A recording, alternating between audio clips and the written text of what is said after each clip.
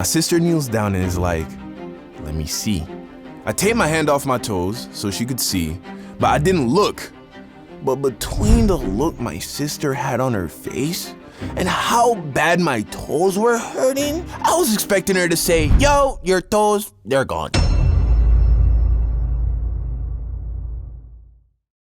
Yo, what's good, bro? After you finish watching this animation, make sure to go and check out my vlog channel. If I had to describe it, it would be spirituality and personal development meets adventure and art. There's no vlog on the internet like it. We just hit 70,000 subscribers. I'm trying to hit 71,000. So go over there and check it out. You feel me?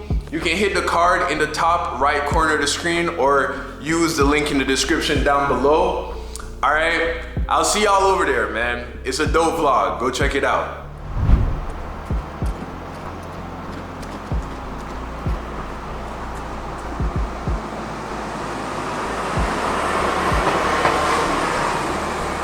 So I recently told you the story of my dad giving me a spanking for not doing what I was supposed to do in school during the 2nd grade. And that was definitely the most memorable spanking I have. I think the only time he ever spanked me on my butt too. He was more of a hold out your hand kind of discipliner. And after that happened in the 2nd grade, I think my dad disciplined me physically only once more. And that must have been either in the 3rd or 4th grade.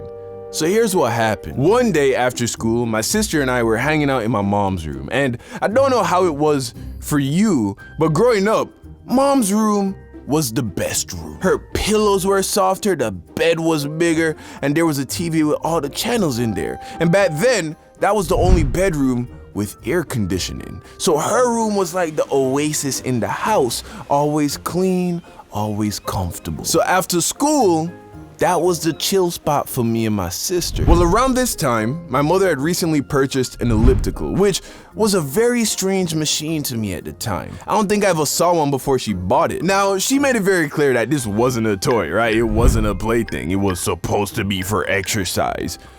So of course, whenever she wasn't around, I'd get on it and go for a ride. To me, it wasn't exercise. I was playing, okay? I got Cartoon Network on the TV. I got some Kool-Aid and potato chips chilling on the night table beside the bed. Nigga, I don't think I would have had more fun at Disneyland, bro.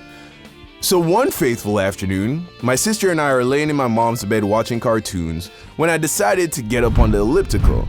So I'm riding it and then I'm like, hey, you trying to turn up though? She's like, sure. So I give her a turn on the elliptical. And I've always been super competitive, right? Anytime my sister and I were playing anything, I'd find a way to turn it into a competition. So I say to her, okay, let's see who can make it go faster. Of course, being older and a boy, I won. Then I was like, okay, how about this? Let's see who can make it go backwards the fastest. Surprise, surprise. I'm that guy. And my sister wasn't a sore loser, but there's only so much loss any person can take before they don't want to play anymore. Realizing that, I tried to come up with something based on the elliptical that she could maybe win, right? So here's what I came up with. The challenge was, my sister was to get on the elliptical and start pedaling at full speed, as hard as she could. I was then gonna attempt to bring it to a stop by putting my foot on the foot pedal thing and apply force in the opposite direction. Basically, I was thinking, I'm so much stronger than my little sister that even as she's pedaling the elliptical at full speed, I'll be able to stop it. Well, turns out that's not how physics work. And unfortunately, you don't learn the formula for momentum until after the 3rd grade. So I didn't realize that once she got the elliptical going, I was gonna be pushing against not just her strength, but as well as all the force that she would have generated from turning the elliptical as fast as she could. So there she is, pedaling at full speed. I'm standing beside her with what I am sure was a very smug look on my face, as I was sure this could only end one way. She gives me the signal to say, all right, take a shot. I pick up my foot, time her rotations, and then I slam my bare foot down on the pedal. Not only was I unable to stop the elliptical, but it was going so fast that it flung my foot right into the rotating wheel at the front of the elliptical. And remember, this was in like 2003, 2004 when ellipticals didn't have the protective coverings over the wheels that they got today.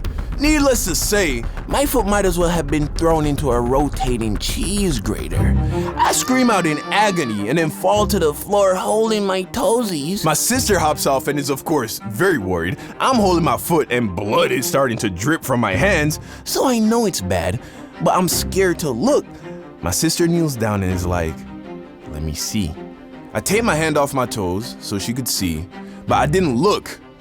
But between the look my sister had on her face and how bad my toes were hurting, I was expecting her to say, "Yo, your toes, they're gone." I'm like, "Yo, how bad is it?" She's like, "Pretty bad." So I muster up the courage and I take a look.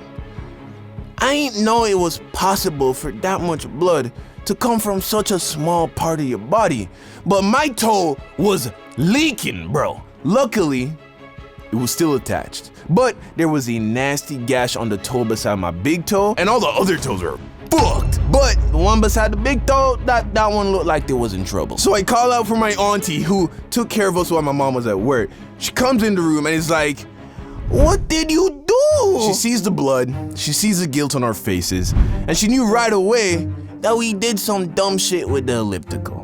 She gets some hydrogen peroxide, some bandages, cleans up the wound, bandages it up, and calls for a taxi to take us to the doctor. So I get to the doctor, they look at my toe, and they tell me I came very close to cutting it off. But thank Jesus, it was still pretty much intact, and I just had a really bad flesh wound. I wasn't gonna be able to wear shoes for a couple of weeks, but at least I wasn't gonna lose my toe. And my mom was mad, but she was more relieved that I didn't cut off my toe.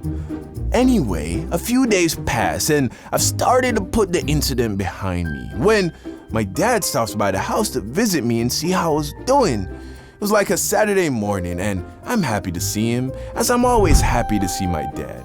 He sees me, cracks a few jokes about my toes, and gives me a big old hug. So he hugs me and then he looks at me and is like, "Well, you know what I gotta do now, right?" I'm like, "What do you mean, what do you gotta do? What do you gotta do, Dad?" He's like, "What do you think? Get the belt. You know you wasn't supposed to be playing on that goddamn elliptical."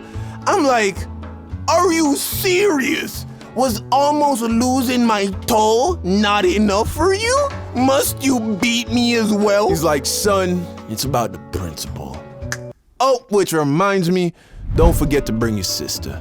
She's getting some of this too. I'm like, damn, this nigga ain't got no heart. So I get my sister, I get the belt, and this time I didn't fight it.